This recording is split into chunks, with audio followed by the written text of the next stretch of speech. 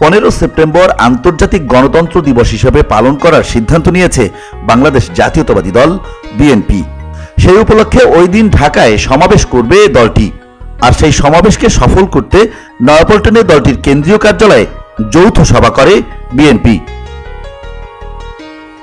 যৌথ সভা শেষে সাংবাদিকদের সামনে এসে বিভিন্ন প্রশ্নের উত্তর দেন দলটির মহাসচিব মির্জা ফখরুল ইসলাম আলমগীর।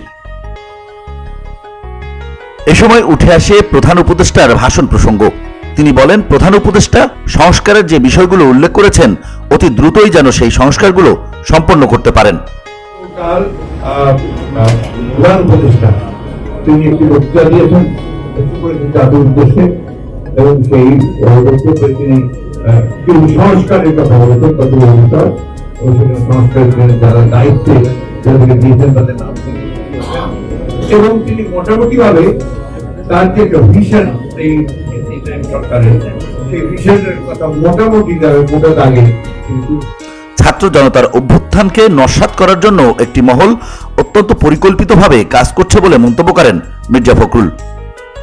দেশের বাইরে থেকেও শেখ হাসিনা দেশের বিরুদ্ধে নানা ষড়যন্ত্র করছেন বলেও অভিযোগ করেন তিনি। দেশের মানুষকে এই চক্রান্ত রুখে দেওয়ার আহ্বানও জানান তিনি। সংস্কার কাজ সম্পন্ন করে অন্তর্বর্তীকালীন সরকার দ্রুতই একটি নিরপেক্ষ নির্বাচনের দিকে যাবেন বলেও আশাবাদ ব্যক্ত করেন বিএনপি মহাসচিব মির্জা ফখরুল ইসলাম আলমগীর।